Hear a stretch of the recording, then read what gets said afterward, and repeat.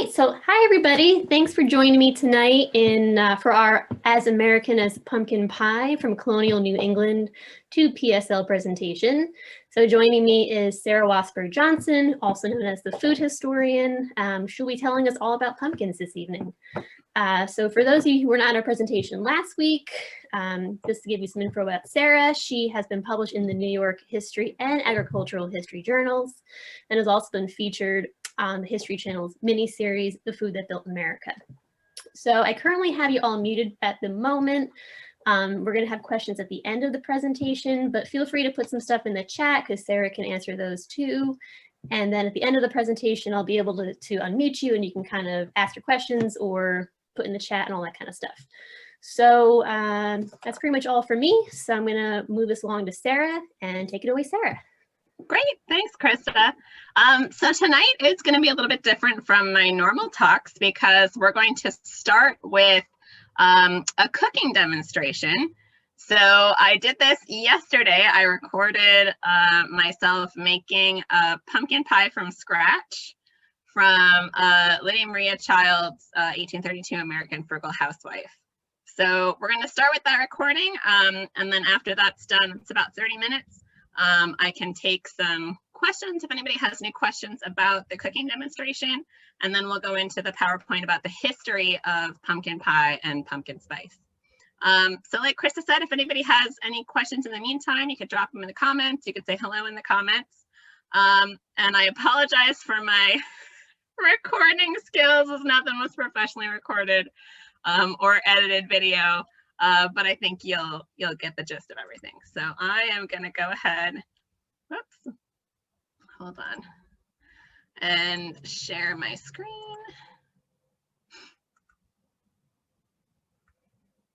And we'll start with the video. Okay, here we go. Oh, wait, I totally forgot. I also have to share my sound. I'm so sorry. Give me 1 second. There we go.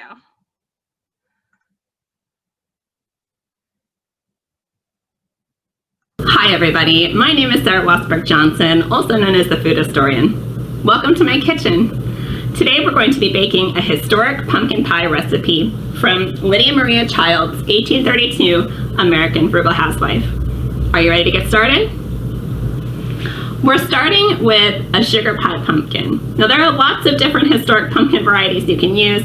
This is probably the most common one you can find at grocery stores today, and we're going to be roasting it. So I have my oven preheating to 350 degrees already. So the hardest part of preparing a pumpkin for a pumpkin pie is cutting it up. Now in the period, they would have cut and peeled the pumpkin and stewed it over an open fire in a pot with some liquid. But it's much easier for modern people to cook it in the oven. So that's what we're gonna do. So you start by taking a really big knife and cutting the pumpkin in half, and then we're gonna scoop out all the seeds.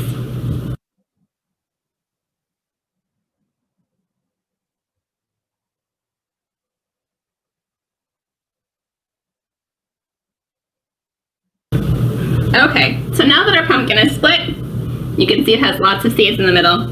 So we're just going to use a spoon, a regular spoon, to scoop out the seeds.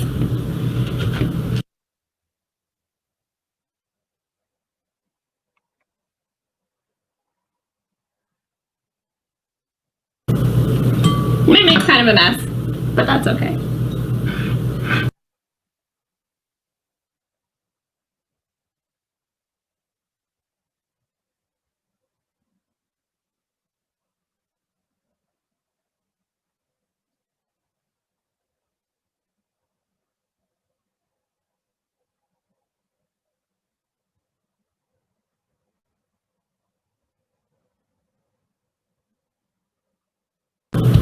So you can see I did cut it a little unevenly, so this side is thicker, which means that the seeds go down a little deeper and it's going to be a little bit more stubborn than the other one.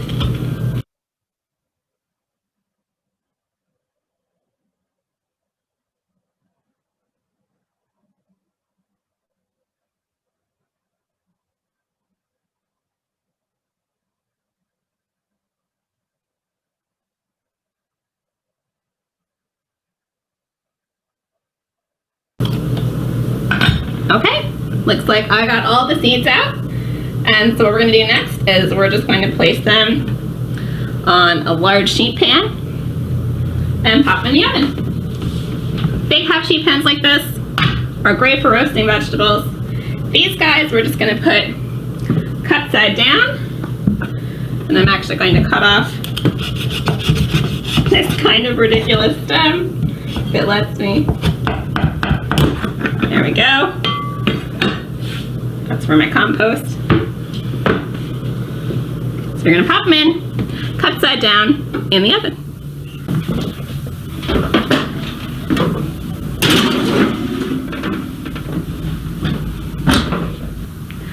So you can see I put them in the center rack. The oven is already preheated at 350 degrees, and I'm gonna set the timer for about 45 minutes. We'll see where they are. So the pie crust recipe we're going to be making today is also from the American Frugal Housewife. And we're going to have to do some translating of the recipe. So I thought I would read the original and then we can translate it. So she says pie crust. To make pie crust for common use, 1/4 pound of butter is enough for 1/2 pound of flour. Take out about 1/4 part of the flour you intend to use and lay it aside. Into the remainder of the flour, rub butter thoroughly with your hands until it is so short that a handful of it, clasped tight, will remain in a ball without any tendency to fall to pieces. Then wet it with cold water, roll it out on a board, rub over the surface with flour, stick little lumps of butter all over it, sprinkle some flour over the butter and roll the dough all up. Flour the paste and flour the rolling pin. Roll it lightly and quickly, flour it again, stick in bits of butter, do it up, flour the rolling pin and roll it quickly and lightly, and so on till you have used up your butter. Always roll from you. Pie crust should be made as cold as possible and set it in a cool place, but be careful it does not freeze. Do not use more flour than you can help in sprinkling and rolling. The paste should not be rolled out more than 3 times. If rolled too much, it will not be flaky. So this is a pretty straightforward pie crust recipe, even though it doesn't seem like it. What she's doing is essentially she's making a short crust like you would for shortbread, where you're cutting butter, cold butter, into the flour until it sticks together. Then you're adding very cold water until you can roll it out.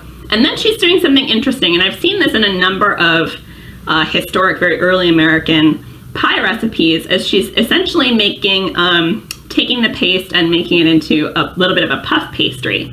So you're putting a layer of butter, folding it over, rolling it out again, putting in another layer of butter, folding it over, rolling it out again. So you've got these very thin layers of cold butter in between the different layers of the pie crust.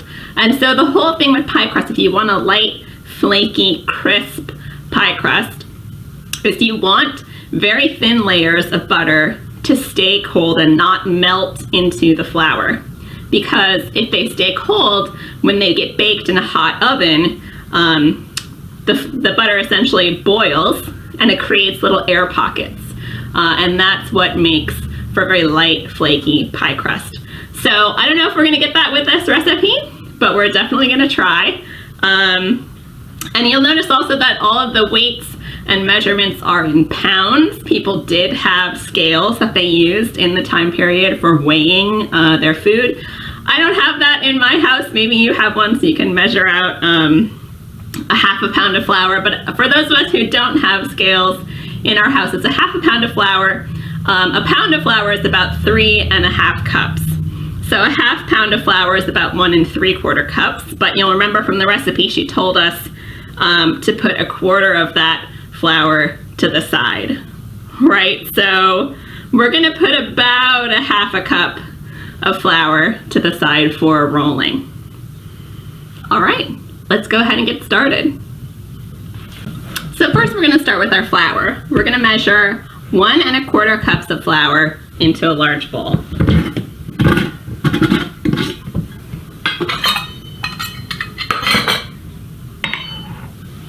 I always store my flour in glass because I think it keeps better that way. Now remember, the recipe for for half a pound of flour calls for 1 3/4 cups of flour, but remember we're keeping a quarter of it to the side. So I'm going to keep a little bit more like a half cup of flour to the side. So we've got our flour measured out, and thankfully in the United States, butter is still sold by the pound. So 1 stick of butter is actually 1/4 pound of butter. And I'm going to do something that I do to make it a little bit easier to cut butter in. I find with a pastry cutter using forks or knives, which is what a lot of people recommend in historic recipes, the butter gets all different sizes and it kind of doesn't incorporate well. So what I'm going to do is I'm going to cut this piece of butter, this stick of butter, in 3 lengthwise, and then I'm going to rotate it and cut it in 3 lengthwise again, and then I'm going to cut it crosswise into bits. So then we end up with all these little cubes of cold butter.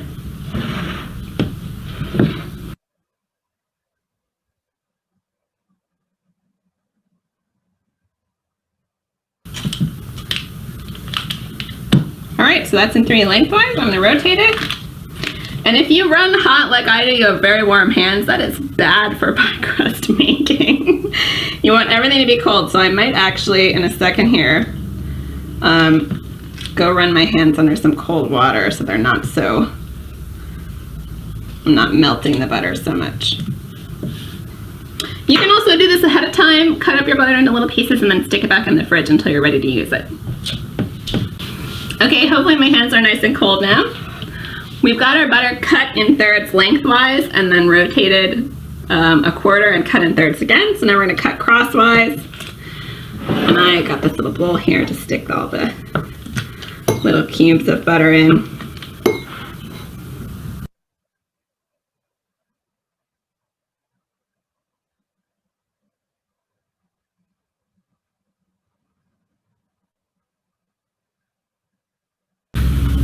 All right, so remember the recipe says to rub some butter in the flour with your hands until it makes a short crust, almost like a shortbread, but you have to reserve some butter to roll in between the layers afterwards. So I'm not going to put all the butter in at once. I am going to make it into little cubes in the flour though, let them get nice and floury.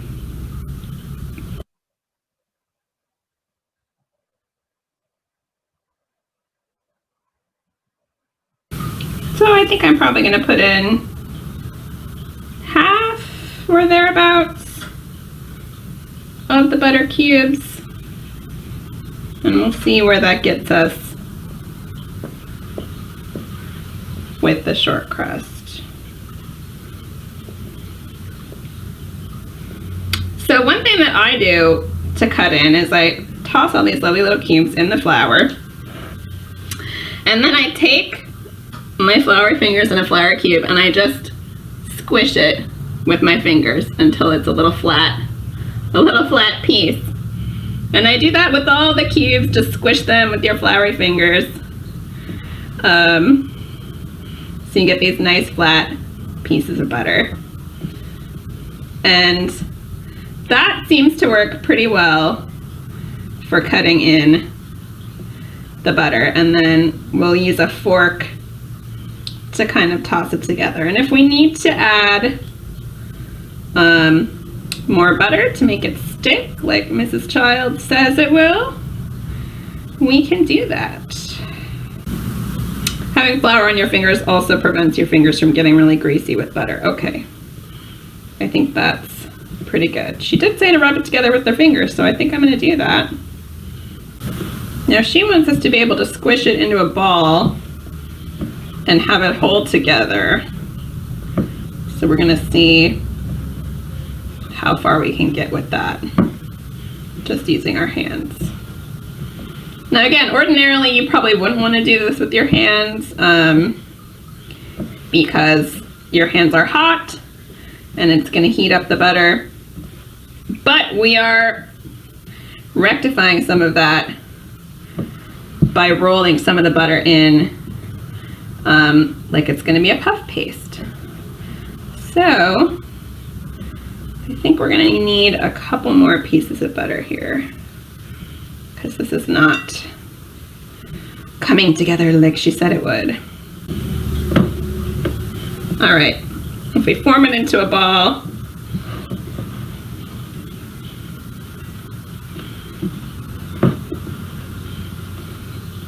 and it doesn't break, I think that's pretty close, right? Okay, so she doesn't say how much ice water to add.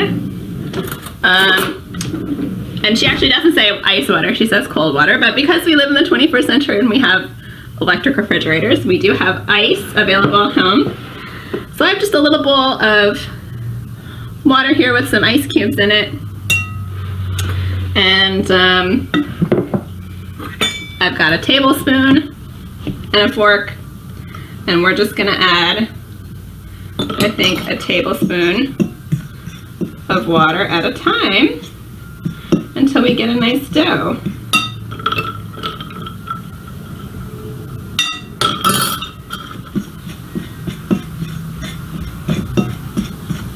And again, the cold water is to prevent the butter from melting too much into the flour.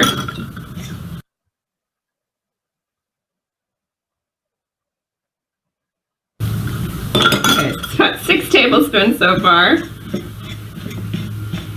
And it looks like we might be starting to come together a little bit here.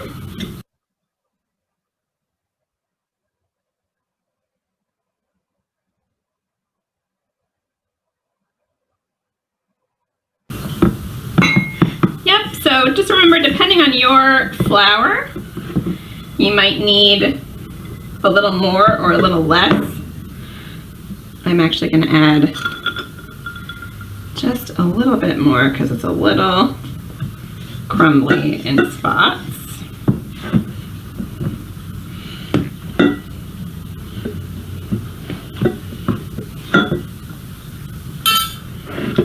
Nice water out of the way. Now remember, we said we were going to reserve a half a cup of flour for rolling.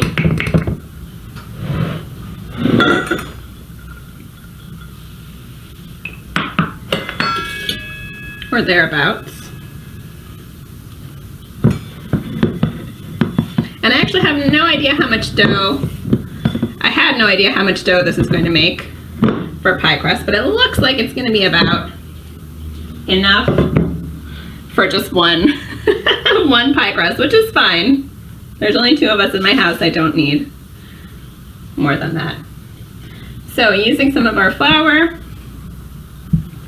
I'm going to roll out this pie crust, or try to, without breaking it. We'll see how we do.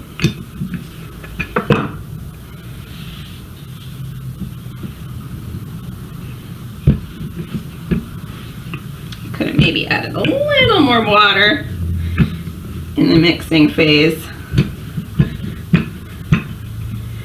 but that's okay.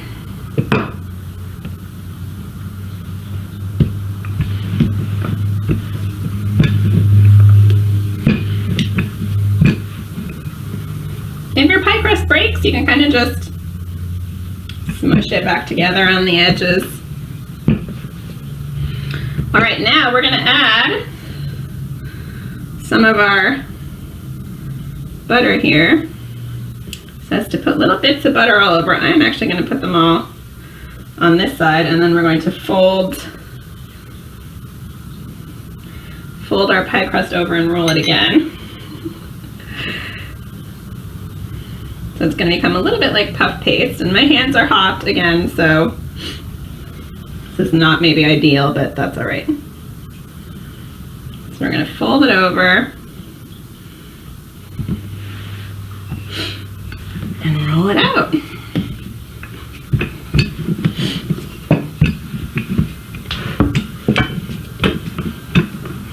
All right, and she said to roll it not more than 3 times, so that's what I'm going to plan for here.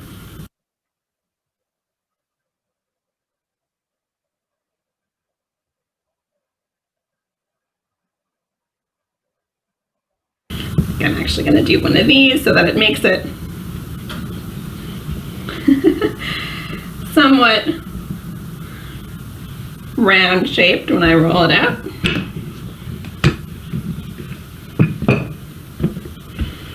Okay, and you can see, like as with the puff paste, although I realize I have not been flouring in between. Oh, shoot. All right, well, we'll see how it turns out.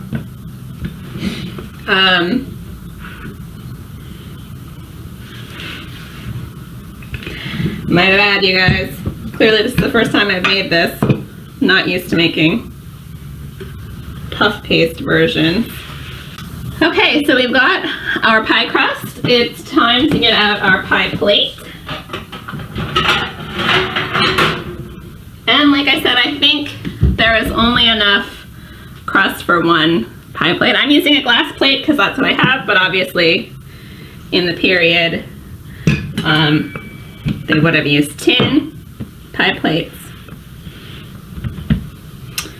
And this is not very thin pie crust, so I'm not really sure how it's going to turn out. We shall see. Definitely enough for one pie, even though my circle rolling abilities were not super great. I am going to cut around the edges here to get off the excess pie crust. Now there are lots of different ways to crimp your edges. Some people like to use a fork. I kind of like to use the traditional little twist with your fingers here. You can also, if you like a thicker edge crust, not cut off quite so much, and leave some extra there, but I'm not a super fan of a extra crisp crust. That's a lot of flour. All right, so I'm gonna pop this guy in the fridge because Lydia Marie Untitled says to keep it cold, and our pumpkins still have a ways to go, and then we also have to make our filling. So, in the fridge it goes. Okay, it's been 45 minutes. Let's give them a check. So the real test is whether or not they can be easily pierced with a knife or a fork. So let's see how they look.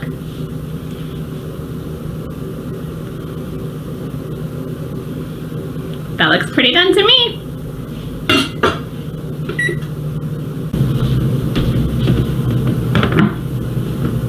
Okay, now for the fun part, getting the pumpkin out of the skin.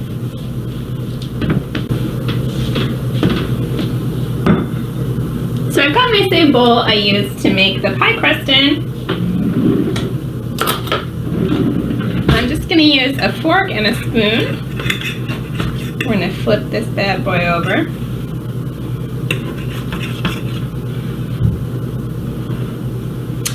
So I didn't say this earlier, but you actually don't need to grease the pan or anything because the pumpkins are basically steaming themselves when you put them cut side down in the oven. So we're just going to use a spoon and a fork to scoop it out. Ooh, it's a little stringy, but that's okay because we are going to mash that all up and get those strings out of there.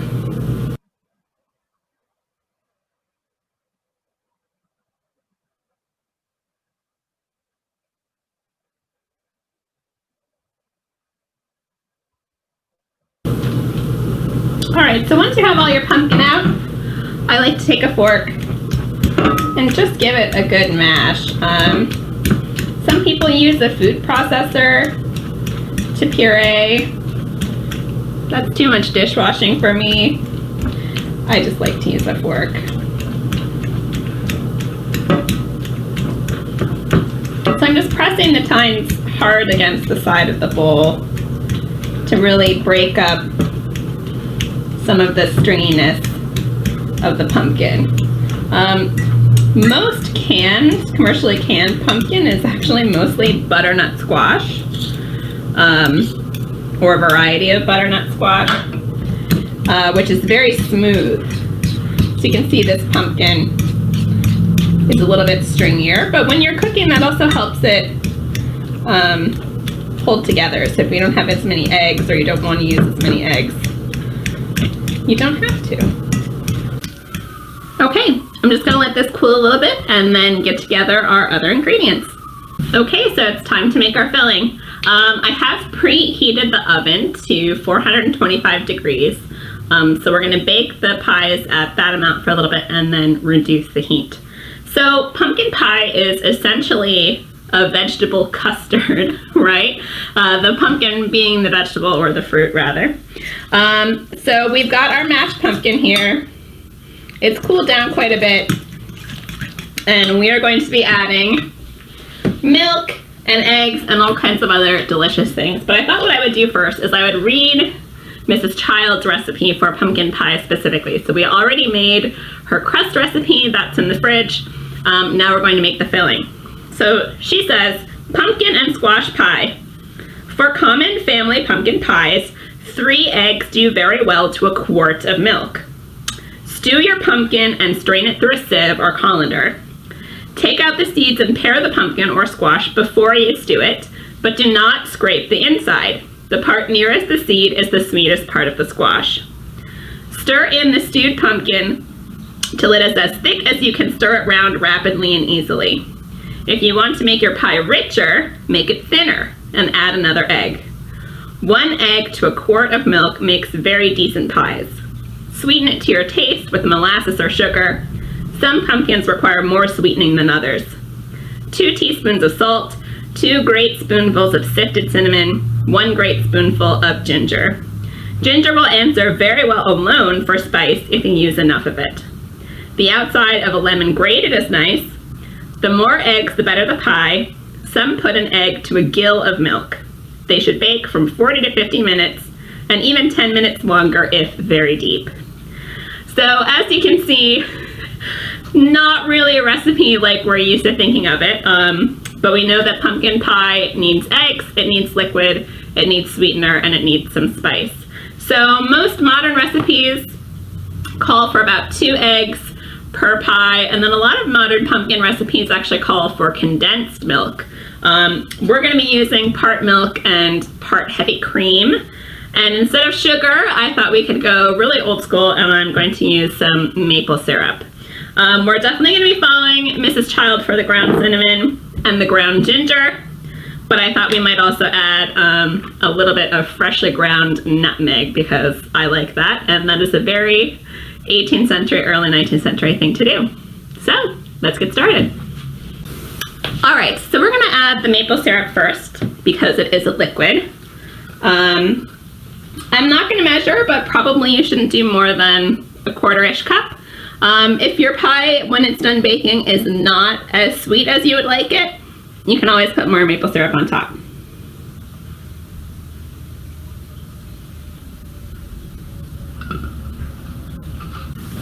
And then we're going to add 4 eggs because I think this is probably enough pumpkin to make 2 pies. If we have too much filling for the crust that we made, you can always add more filling just to another baking dish, like little custard cups and stuff, and make uncrustless or crustless pumpkin pie.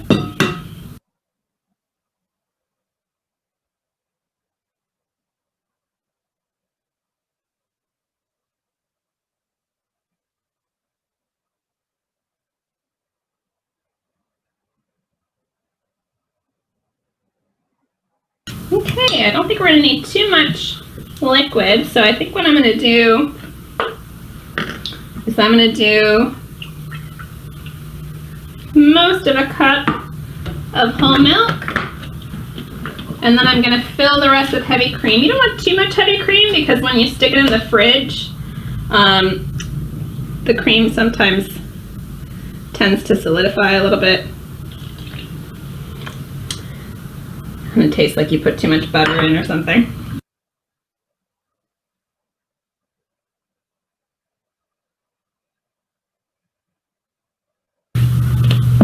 So she calls for 2 spoonfuls of salt, but that seems like kind of a lot, so I'm going to do a 1/2 teaspoon. You want a little bit of salt because it does bring out the sweetness.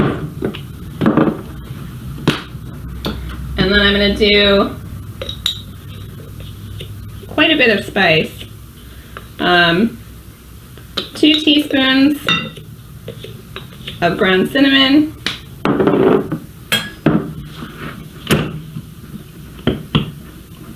And get the ground ginger open. It's a very old jar. 1 teaspoon of ground ginger.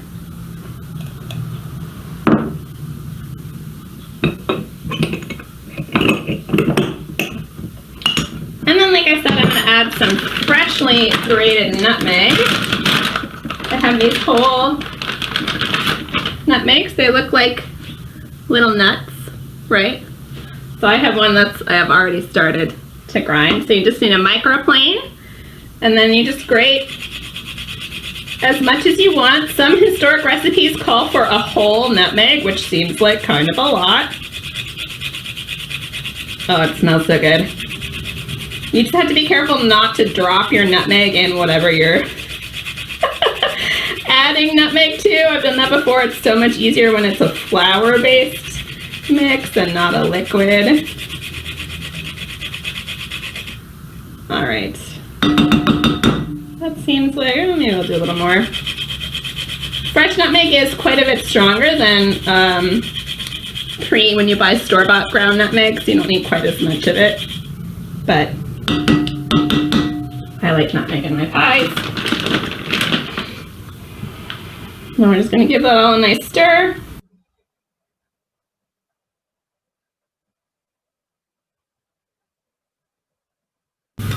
All right, that looks pretty well mixed. Let's go get our crusts.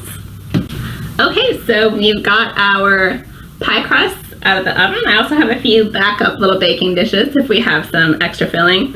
And I just wanted to say that I was thinking a little bit more about the number of eggs that I put in, and I did add another cup of whole milk just because I thought that would be a better custard ratio and I didn't want it to be too eggy. So it is quite liquid now, but that's okay. So I've got this nice little ladle.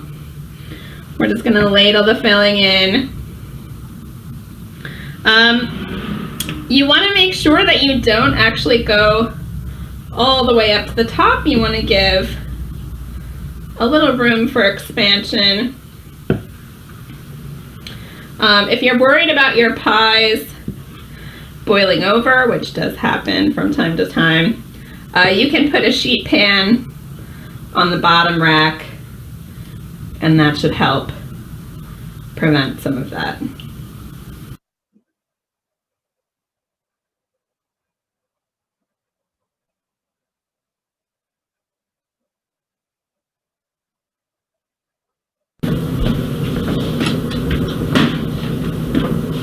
Okay, time to pop them in the oven.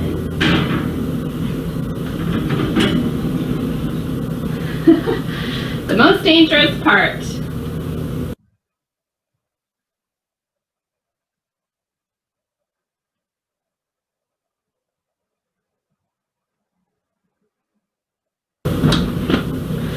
We're going to bake at 425 for about 15 minutes and then lower the heat to 350. Okay, so the pies have been in at 350 for 30 minutes. The timer just stinks, so we're going to pull them out and see what they look like.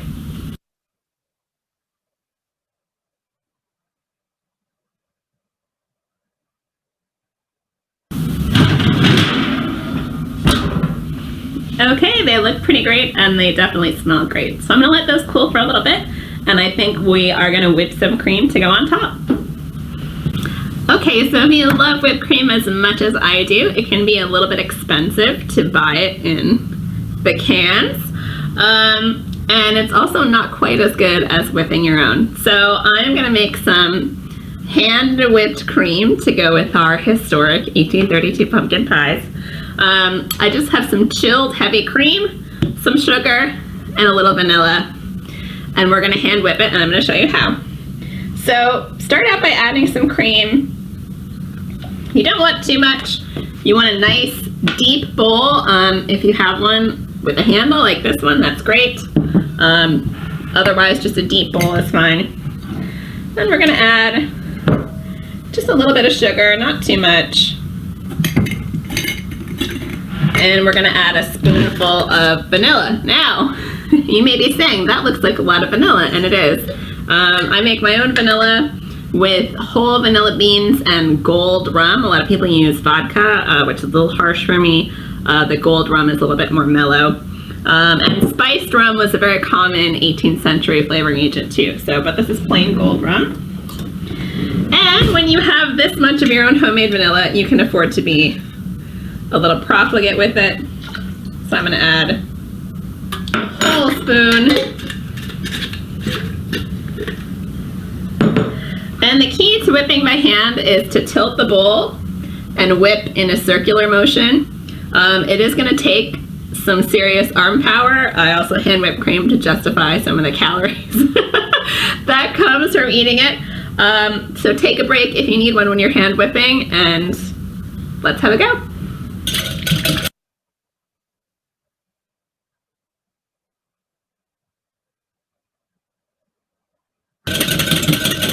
So you can see I'm tilting the bowl, and that's to get maximum air in.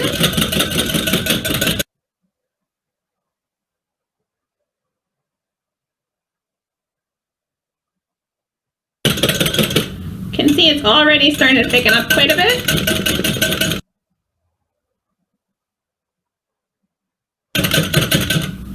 An apron is also a good idea because you will get some splash on yourself. See how it's starting to hold the makes tracks in the cream, right?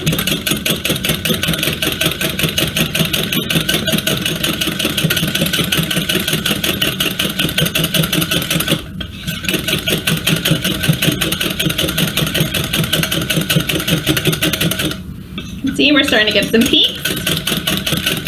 If you're doing this with an electric mixer, just know that you definitely can overbeat the cream and it'll separate and turn into butter. So just be mindful of that.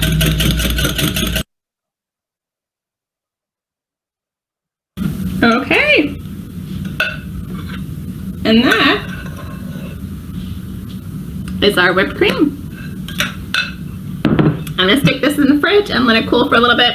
I'm going to leave the whisk in it because you can beat it back up a little bit if it starts to deflate. And then hopefully the pumpkin pie will be cool enough that we can have a taste. Okay, now the moment of truth.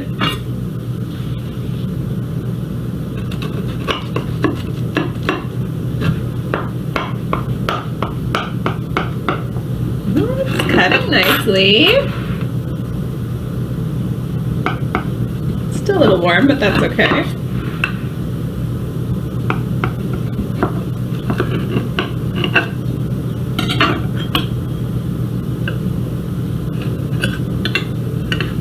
Ooh, the crust seems nice and crisp. Get cut through it all the way though.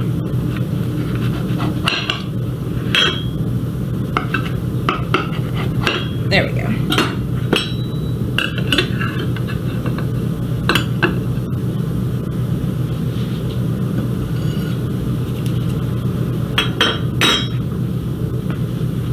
That looks pretty good to me.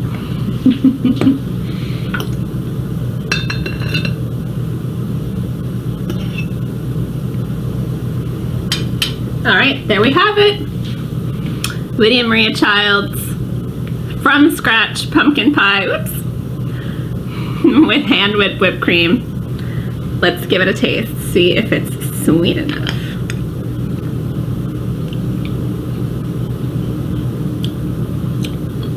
It's not very sweet. I probably should have added more maple syrup, but the crust, if I can break a piece off here, the crust is very crisp and tastes pretty delicious. So, thanks so much for joining me, everybody, for making Lydia Maria Child's pumpkin pie recipe from 1832. I hope you enjoyed it. Okay, so it looks like I have some questions in the chat. Oh, Renee, oh my gosh, the homemade vanilla is so easy. You don't need a class. Let's just cut some vanilla beans in half and stick them in rum. But yeah, that one is pretty easy. The hard part now is getting the vanilla. The vanilla beans are a little expensive these days. So definitely it gets more expensive. Those vanilla beans are pretty old. I probably made that vanilla about 5 years ago. And I just keep adding rum and the occasional bean when I think about it. Okay, Leah asked if I recommend baking the pie crust for a few minutes before putting the fruit inside for a fruit pie. That is actually something that people did a lot in the 18th century because of how they were baking it. Normally they would, sorry, they didn't bake the pie crust first. They actually cooked the fruit filling first and then put it in the crust. So blind baking a crust, you really only want to do if you're going to be baking a pie that doesn't take that long, like maybe like a very thin custard pie or something like that. And Elizabeth says you can whip cream by shaking it in a jar. Yes, I feel like that's a little bit easier though to turn into butter. So if there are any other questions, I actually have to run downstairs. I did not plug in my computer and my computer is about to die.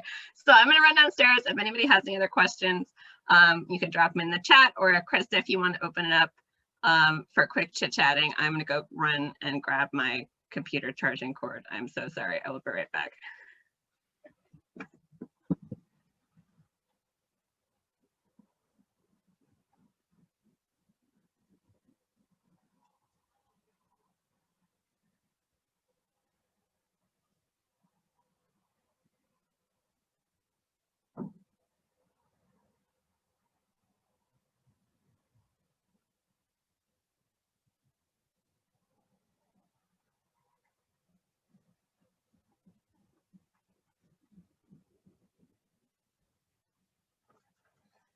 Okay, sorry about that, guys.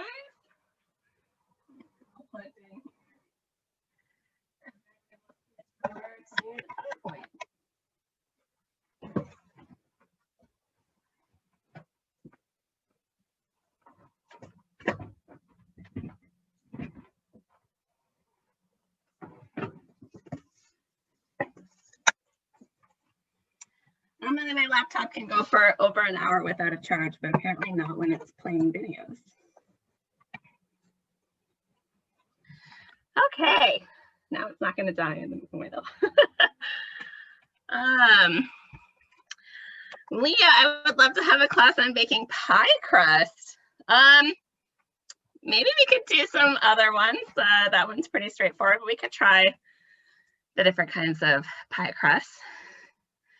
And Mandy, that is a great segue to my PowerPoint here. Mandy is asking about if pumpkins were native to America. So I'm going to go ahead and share this screen.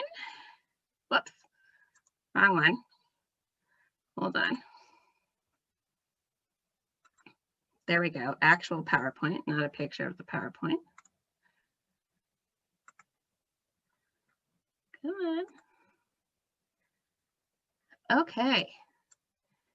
Any last questions before we get started here with the talk? No? Okay, I'm going to go ahead and get started with the live portion of tonight's presentation. So the talk is called As American as Pumpkin Pie, from Colonial New England to PSL, which is shorthand for pumpkin spice latte. So we're going to start out with Lydia Maria Child, because of course that's the pumpkin pie recipe I chose. And I chose that pumpkin pie recipe because it's fairly straightforward compared to a lot of other early pumpkin pie recipes. And it had a good pie crust recipe, I thought. So she is most famous. She was an author. She's most famous for a poem called The New England Boys' Song of Thanksgiving, which she published in 1845 in Flowers for Children, Volume 2. Nowadays, people know it as Over the River and Through the Woods. And it's much longer than just those first couple of verses. But the very end of it says, over the river and through the wood, now grandmother's cap I spy. Hurrah for the fun, is the pudding done? Hurrah for the pumpkin pie. So she published a couple of cookbooks. She's a really fascinating person. She wasn't particularly famous within her lifetime, but she was an abolitionist.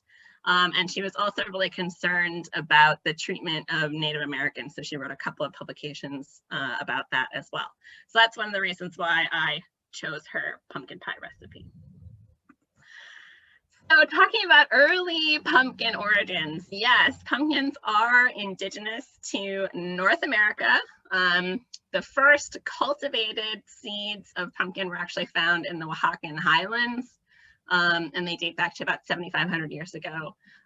Indigenous people in Mexico and Central America are actually responsible for most of the indigenous foods that we rely on and the globe relies on: corn, tomatoes, pumpkins and squash, vanilla, tobacco, all sorts of things.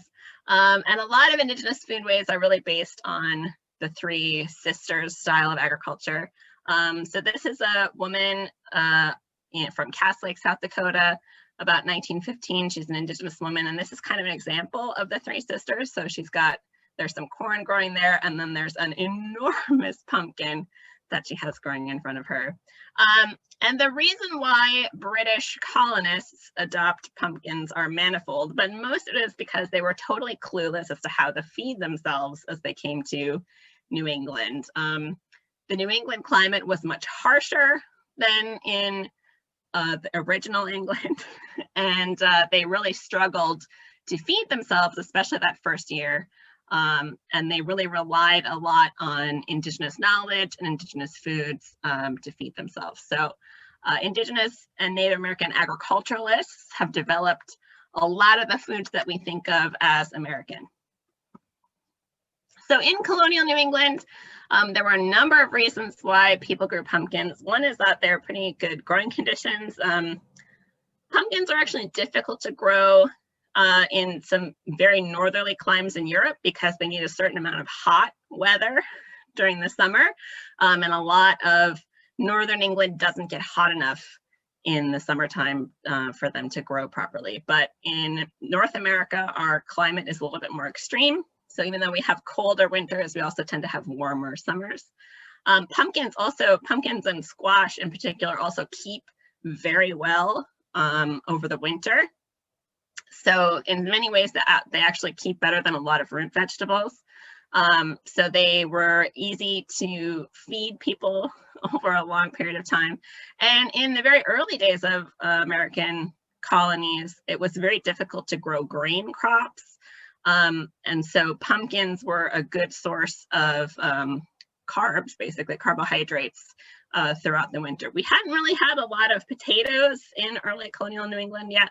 Potatoes are actually native to Peru, and they kind of make their way to Europe and then to North America via Europe. So it's this kind of weird triangle thing.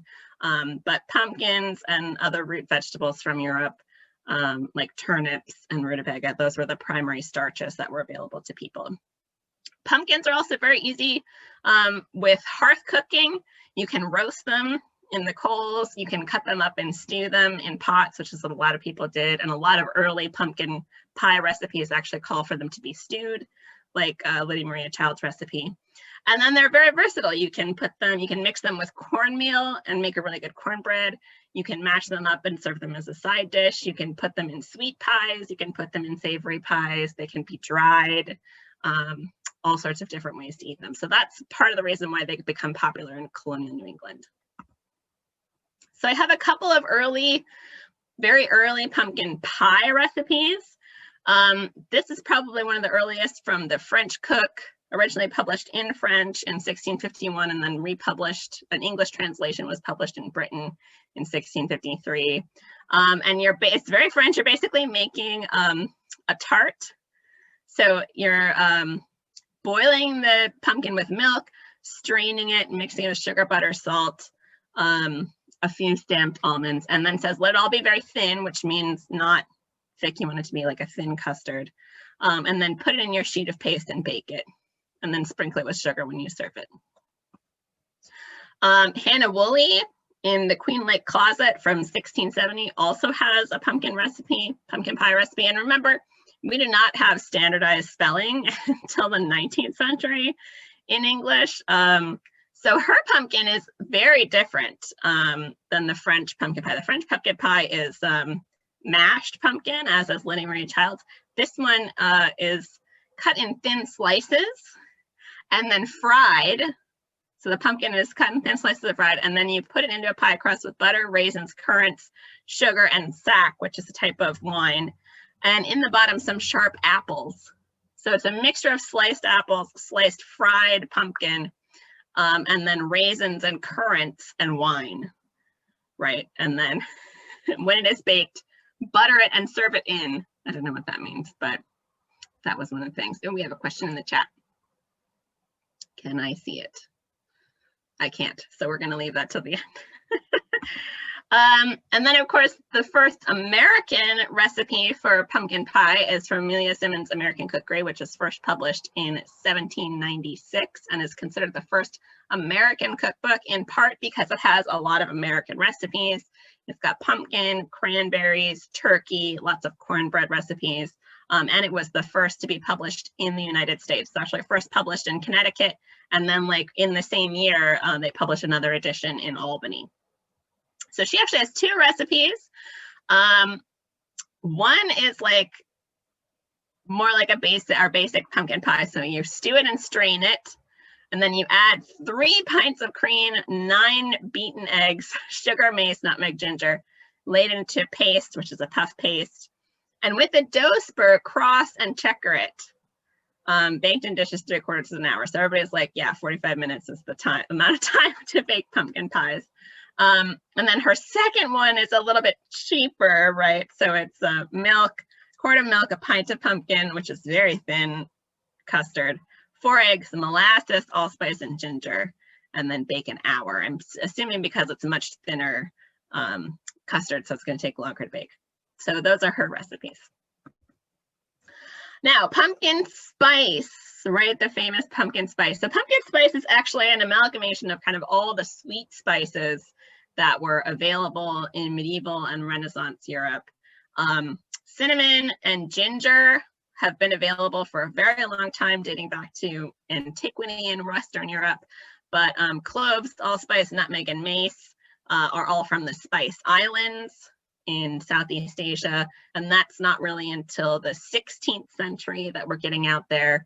It was available earlier than that, thanks to Arab traders coming along the Silk Road, but the British and Dutch and Spanish kind of start to circumvent that trade relationship by sailing directly to the Spice Islands. And if you want to read a really interesting book about that, there's a book called Nathaniel's Nutmeg, which is all about the Spice Islands and some of the wars that take place. It's really kind of a brutal history.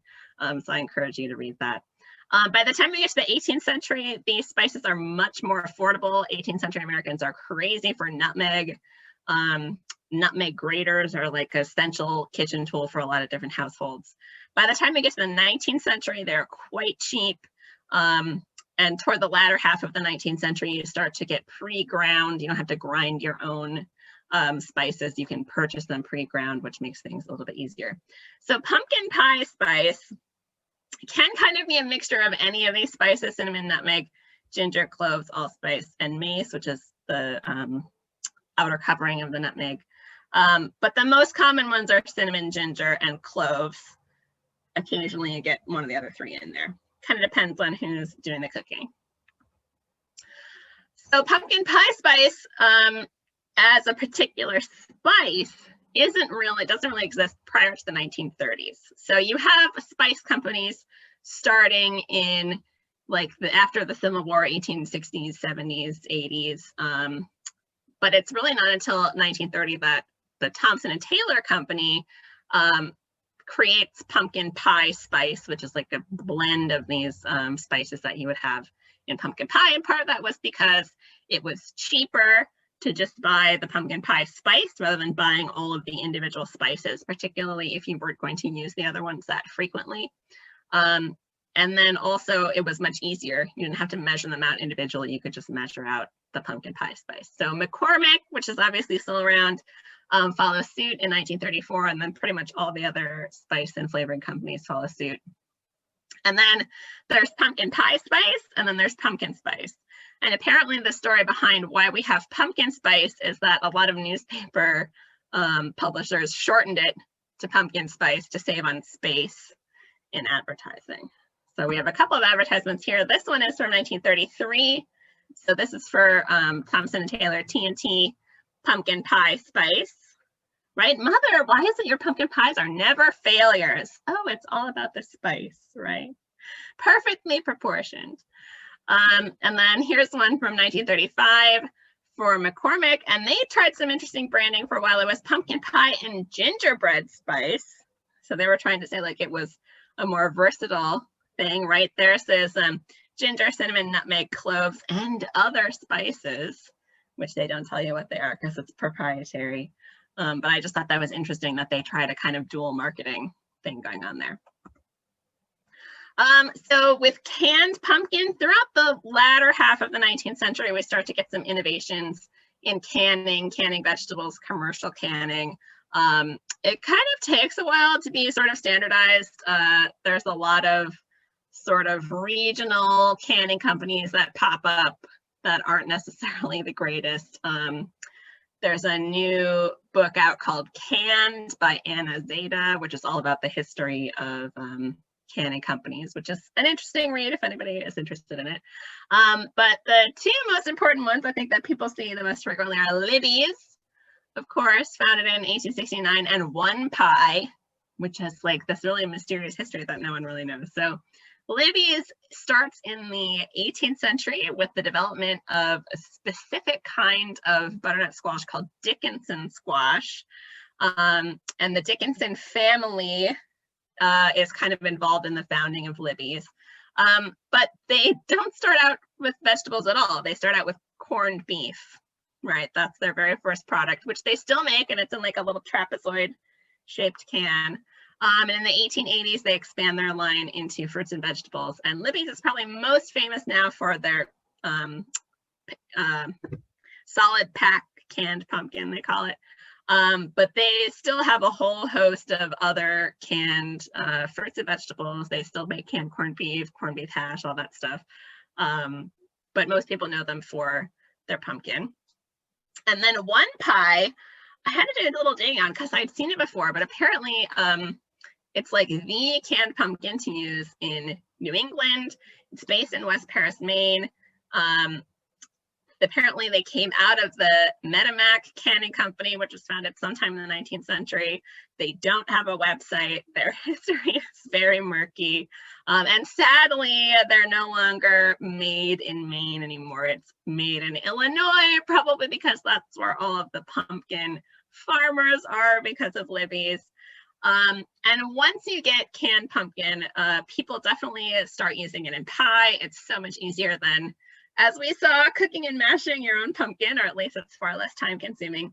But once you get canned pumpkin, you start to get all these other pumpkin desserts proliferating. You get all kinds of cake recipes.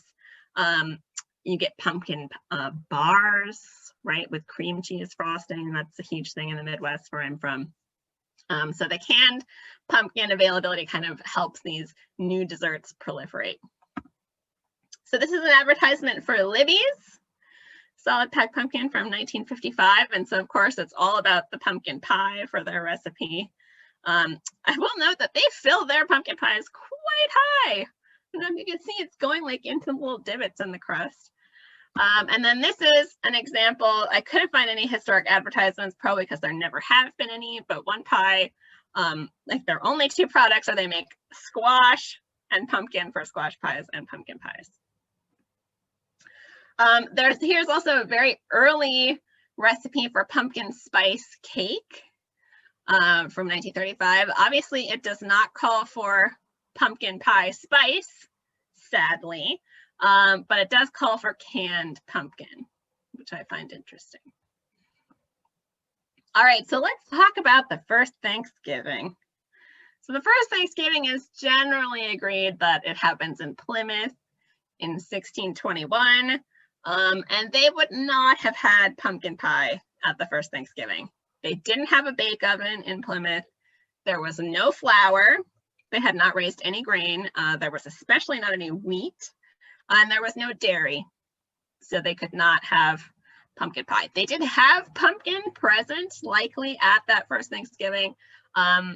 There could have been a whole roasted one that you would roast the pumpkin whole on the coals with honey. And then they also probably had a number of different types of squash that would be cut up and stewed like any other root vegetable. So obviously the first Thanksgiving, this is an image from 1914, a very romanticized image. There are a couple of Indigenous people there, but it's all about the pilgrims, who didn't even call themselves pilgrims. But it's this very kind of rose-colored glasses look at history, all about peace and Thanksgiving, really like giving thanks to God. But that's not really what happened. Like the previous couple of years, a lot of the colonists had sort of massacred some Indigenous people. Obviously, the reason why they settle at Plymouth is because it's this beautiful cleared area with all these agricultural fields and nobody's living in it. And why is nobody living in it? Because they're all dead. A big plague of smallpox had come through and basically killed off the entire population of the Indigenous people living in Plymouth before the British colonists got there. So how we're taught Thanksgiving in schools is not really indicative of what was actually happening at that time. So Thanksgiving does have a pretty long history. Harvest festivals around, October, November are very common throughout the world, including with Indigenous people in the Americas. But in England in particular, there's a festival called Harvest Home or Ingathering that kind of is where the Festival of Thanksgiving comes from. Obviously, 1621 is considered the first Thanksgiving in Plymouth. But in the 19th century, like in the 17th and 18th century, Thanksgiving is kind of like whenever you have a reason to celebrate, you declare a day of Thanksgiving and there's public feasting, right? But it's not really any particular time. It can happen in the spring or the summer or the fall, whatever. And in the 19th century, Sarah Josepha Hale kind of gets involved in Thanksgiving. And she's the reason why Abraham Lincoln in 1863 writes the Thanksgiving Proclamation, which then means that most people, primarily in the North, are celebrating Thanksgiving on a regular basis. In 1924, we have the first Macy's Thanksgiving Day Parade. FDR, actually in 1939, sets an earlier Thanksgiving date, but nobody really pays attention. People had been celebrating it largely on the last Thursday in November, which was not always the 4th. It was sometimes the 5th Thursday. So in 1941, he makes it an official federal holiday that it's going to be the 4th Thursday in November. And he does that to kind of help businesses with Christmas shopping. People are waiting to do their Christmas shopping until after Thanksgiving. So he's tried to set it back a week earlier to give people more time. So that kind of is how Thanksgiving sort of becomes very intertwined with the Christmas shopping season, which I find interesting. Sarah Josepha Hale in particular is another fascinating woman. She's most famous for the poem Mary Had a Little Lamb. She was a writer and poet. In 1825, she starts a letter writing campaign to get people to adopt Thanksgiving as a national holiday. So from 1825 until 1863 is how long it takes for it to actually become a national holiday. In the meantime, from 1837 to 1877, she is the editor of the Godey's Ladies book, which is one of the first national periodical publications specifically for women. And as editor, she uses the Godey's Ladies book as a platform to advocate for Thanksgiving a lot. And that's part of what leads to its popularity throughout the country. So this is just an example of sort of some of the nostalgia of looking back at Thanksgiving. There's all these cute little kids with what I think is a pumpkin pie, but might not be. There's that weird slice in the middle. And it says, "Oh, sing a song of pumpkin pies and turkeys roasted brown. Thanksgiving Day is here again and come this year to crown. Oh, pray receive my wholesome wishes for well-prepared Thanksgiving dishes," which is just adorable. So also kind of related to Sarah Josepha Hale and Abraham Lincoln is something I call the tyranny of New England in American culture. And I live in New England. I enjoy New England. But it does have kind of a tyrannical cultural dominance on our history and our food history. So definitely during the American Revolution, the Patriot cause really starts in New England, and really is influential during the American Revolution, in large part because that was where most of the nation's population was centered. New York City, Boston, Philadelphia, those areas. And then Virginia definitely played a role, but then a lot of the other colonies were not very populated. During the American Civil War, obviously under Lincoln, part of the Thanksgiving Day Proclamation is to kind of unify the country, but we're unifying the country with this New England tradition. And that didn't really go over so well with the South, which we'll get to in the next slide. As we're going through the 19th century, people like Sarah Josepha Hale kind of help popularize New England culture as American culture. And a lot of that has to do with the waves of immigrants coming over, and also with African Americans, both enslaved and later freed, as defining what does it mean to be American. Usually means Yankee, British descended New England culture, which if you think about like what we consider American foods and Thanksgiving foods, you know, tamales are equally indigenous to the United States, but we don't really think of them as American the way we think of pumpkin pie and cornbread and corned beef hash and stuff like that.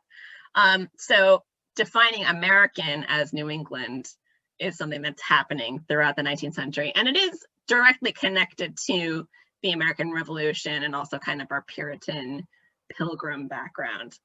As we get into the latter half of the 19th century, the rise of railroads and also of publications like the Godey's Lady's book help homogenize American food, again with kind of New England style food sort of dominating, despite the fact that there are traditions in the South and in the tropics that have absolutely nothing to do with leaves turning red and winter, cold weather in the winter coming.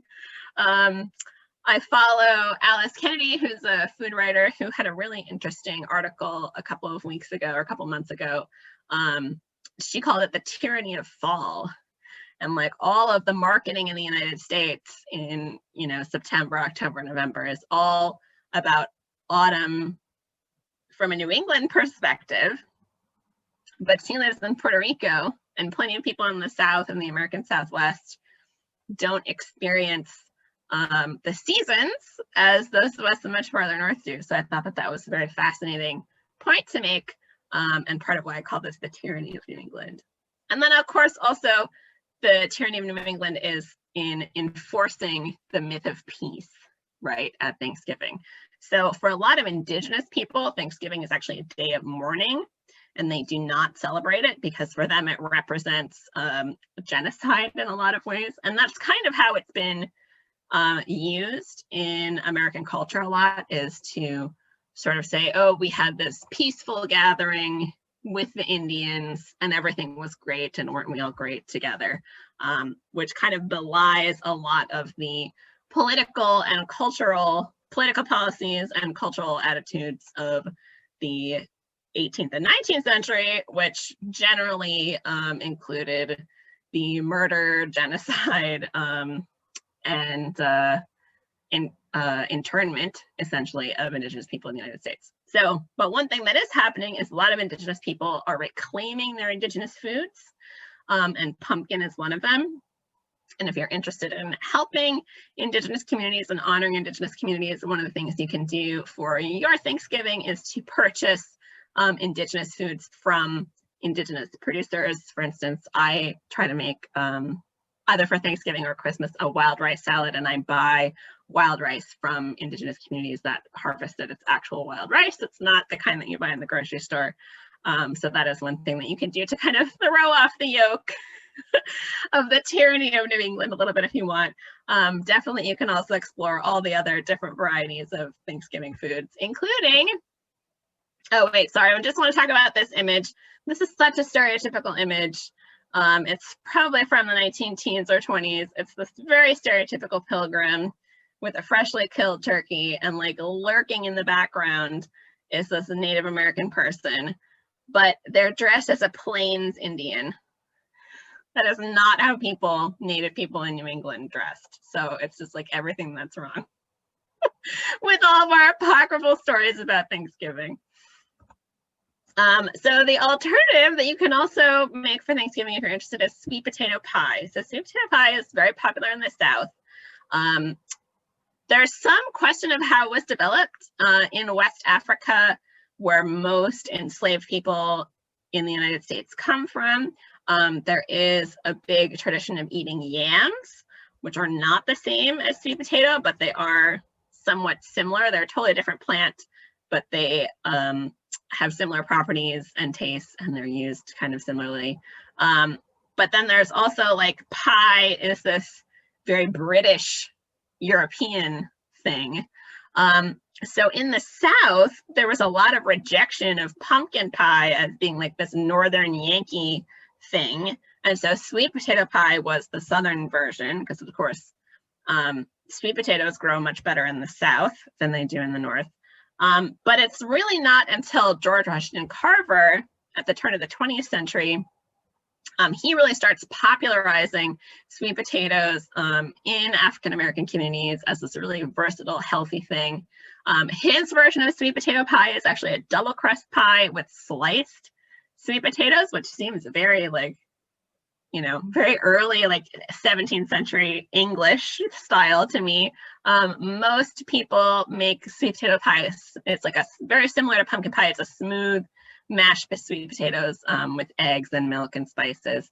And it's kind of become this iconic African-American Thanksgiving dish. And also a lot of other white Southerners also eat it as well. So I have a recipe for Abby Fisher's sweet potato pie. Abby Fisher was, she was enslaved when she was a child, later freed. She moves to California. She opens a cooking school, and in 1881, she publishes the cookbook, What Mrs. Fisher Knows About Southern Cooking, which she actually apparently could not read and write, so she dictated her recipes to someone who wrote them down in the cookbook for her. So hers says 2 pounds of potatoes will make 2 pies. Boil the potatoes soft, peel and mash fine through a colander while hot. 1 tablespoon of butter to be mashed in with the potato. Take 5 eggs and beat the yolks and whites separately. Add 1 gill of milk, which is a ½ cup. Sweeten to taste, squeeze out the juice of 1 orange and grate 1/2 of the peel into the liquid. 1/2 teaspoon of salt in the potatoes. Have only 1 crust, and that at the bottom of the plate, bake quickly. So I find it interesting that she has to say, put the crust at the bottom of the plate, but that's because there are a lot of recipes. Some of them are called slumps. Some of them are called, it's like a version of cobbler where you put the crust on the top. So she specifies to put it on the bottom. And as you can see, it's basically an egg and a milk custard, but she doesn't really tell you what to do with the eggs. I'm guessing you mix the yolks in with the mashed potato and beat the whites separately and then fold them in. So you get more of a light, smooth pie. And then this is a great image I found. It's from 1994. It's at the Sweet Potato Pie Company in Paterson, New Jersey. The Library of Congress has a whole series of these images, but here they're wrapping up all these little teeny individual sweet potato pies for sale, which I think is great. Okay, so also intimately intertwined with pumpkin pie, which is why I called this talk As American as Pumpkin Pie, is colonial revival and nostalgia. So we talked a little bit about Thanksgiving and the Civil War, right? And kind of that was, in a way, a colonial revival, kind of hearkening back to these earlier, American Revolution ideals of what the country should be.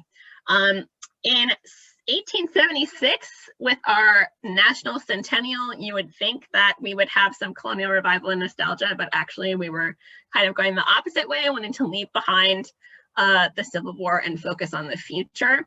So the Centennial Exposition at Philadelphia, despite the fact that it's at Philadelphia, formerly our nation's capital, and like where the Constitution was written, it's not about colonial history really at all. But in the 1920s, 30s, 40s, and even a little bit in the 19 teens, you do get a big colonial revival in like household goods. You get a lot of interest in New England and colonial recipes. And then certainly with the bicentennial of 1976, there's a huge influx of interest in historic recipes, in kind of the actual American Revolution. And you start to get people in places like Colonial Williamsburg and Plymouth Plantation and Old Sturbridge Village, where people are trying to recreate these old recipes, including early pumpkin pie. You get the facsimile publication of a lot of very early cookbooks, including Martha Washington's cookbook that she published. She wrote for her daughter, Nellie Park Custis. You get the facsimile publication of Lydia Marie Child's book, of Amelia Simmons' cookbook. And that sort of biases the colonial revival kind of continues, but kind of drops off in the 1990s. And then in the 2000s, we get our economic depressions. And really, whenever there's economic depression, you do get nostalgia. So in the late 70s and early 80s, there was economic depression. In the late 2000s, so basically now, there's been economic depression. And then nowadays, with the pandemic and people stuck inside and people out of work and people with more time on their hands, there's been a real interest in scratch cooking and food history, and people are trying out new things. So I wanted to share a couple of recipes from our presidents, speaking of pumpkin pie and nostalgia. So this is Bess Truman's recipe for pumpkin pie, written on White House stationery, which I love. I love hers. 2 cups cooked pumpkin. Canned may be used, but clearly she's saying to have your cook your own pumpkin. And she also calls for having your eggs, putting the yolks in first, and then adding the separately beaten egg whites in, which I think is interesting. So, but again, hers is bake 15 minutes in a hot oven, just over 400 degrees. And then also bake for another 30 minutes until set. So very similar to what I did with Lydia Marie Child's recipe. And then this one is Nancy Reagan's recipe for pumpkin pecan pie. So pecan pie, which I love, is actually not that old and has a lot to do with corn syrup companies.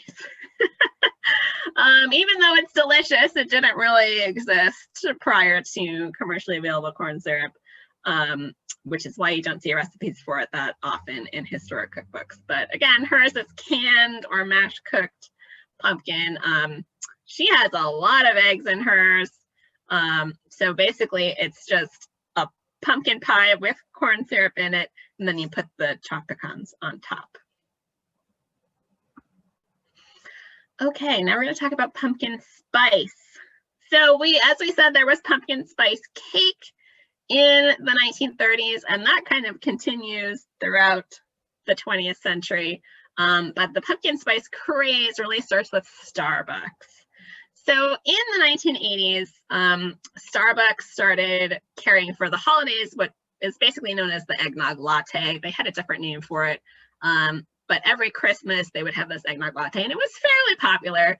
And in the 2002-2003 winter, they introduced the peppermint mocha as a seasonal holiday coffee, and people kind of went crazy for that. So the following year, they were trying to figure out, they were going to offer another one for the holidays, and they wanted to do something different, and they had all these different ideas. There was like a caramel chocolate one, there was like an orange spice one, there was something else, and then there was pumpkin pie spice. And pumpkin pie spice is actually pretty low on the focus group list, but this one guy thought that it would be really popular. And there had been other Seattle coffee companies prior to 2003 who had offered pumpkin spice lattes before, but Starbucks is really the ones to take it national, and it explodes in popularity from 2003 on. In 2015, they changed their recipe a little bit. They take out all the artificial ingredients and they add actual pumpkin in, because this is very confusing to a lot of people, including me. Pumpkin pie spice doesn't actually have to include pumpkin. because it's based on the pumpkin pie spice mix, not pumpkin pie, if that makes sense. But in 2015, they do add actual pumpkin. Now there's pumpkin spice, everything pumpkin spice. Popcorn and cereal and body wash and anything you could think of that could be pumpkin spice, it is. And there are a lot of cultural critiques about pumpkin spice and the PSL, the pumpkin spice latte, and it's so basic and people make fun of other people, mostly white girls, for liking the pumpkin spice latte. But I say pumpkin spice has a long history. If you want to love pumpkin spice things, by all means, enjoy what you love, especially in the year 2020 when we all need a little more enjoyment in our lives. So, are there any questions? I know that was a little bit whirlwind, and I think I missed at least one question in the chat. Let me see if I can pop it up here. Nope, I can't, so I'm going to stop sharing. There we go. Oh, I missed a whole bunch. Yes, I did just see today Max Miller did the Hannah Woolley recipe, which is very different. I've also seen a couple of other people online make different versions of the Hannah Woolley recipe, which is not at all how we think of pumpkin pie today. Mandy, I'm gonna send it to you, but I'll also say it. And maybe Krista can see if you can get it for the library. The book is called Canned, and the author is Anna Zeta. So I sent you the thing. And then Carla, when you asked if I could talk about sweet potato pie, was that before or after I talked about it? All right, looks like before I talked about it. Are there any other questions? I'm happy to, if people, do we want to let people unmute themselves, Krista? If people want to ask their questions in person, we can certainly do that. I should be able to unmute. I think I fixed it so you can all, you can talk if you want. Let me just see. Yes, so you should be able to talk if you want to talk. And if not, so Sarah, you'll be joining us again December 8th. What will we be talking about? Do I remember what I'll be talking about? I think we are going to be talking about Indian meal, also known as cornmeal and molasses in New England cuisines. We're going to be talking about the history of both of those things, and then I'm going to be making a recipe called Indian pudding, which is a cornmeal pudding that you bake for like 3 hours. Which it's, again, very New England. We have a little bit of a New England theme this fall, but it's pretty easy to make. It just takes a really long time to bake, so. Great. All right. So that's December 8th, 6:30 to 8, similar to tonight. So if you haven't signed up, you can sign up online on our website. And all of our talks are being recorded. So if you miss something or want to come back and look something up, they'll be on our YouTube channel. And I think, Sarah, you also have it on your website. Yeah. Yep. And Sarah will also be back later in the new year, but we'll talk about those later on. I know, 2021 is coming so fast. Yes, but thanks everyone for coming out. And oh, Denise has a question, actually. Oh, Denise says, how did you become so interested in the history of food? Which is a big question. Denise, I really like to eat, and I really like to eat food that's good. So when I, moved out on my own, in order to do that on my very meager budget, I had to learn how to cook for myself. And one of the first things I did when I was learning how to cook was I started collecting vintage cookbooks. And behind me is just a portion of my vintage cookbook collection. So that's kind of how it started. I was also really interested in agricultural history in high school, which is very intersectional with food history. And I wrote my master's thesis on food history, and it kind of just went from there. So now I'm obsessed and I can't stop talking about it. All righty. All right, well, I think that's it. If there's no more questions, I think we're gonna say goodnight. All right. Thanks so much for having me, Krista, and we'll Thanks, see you Sarah. next time. See ya. Bye.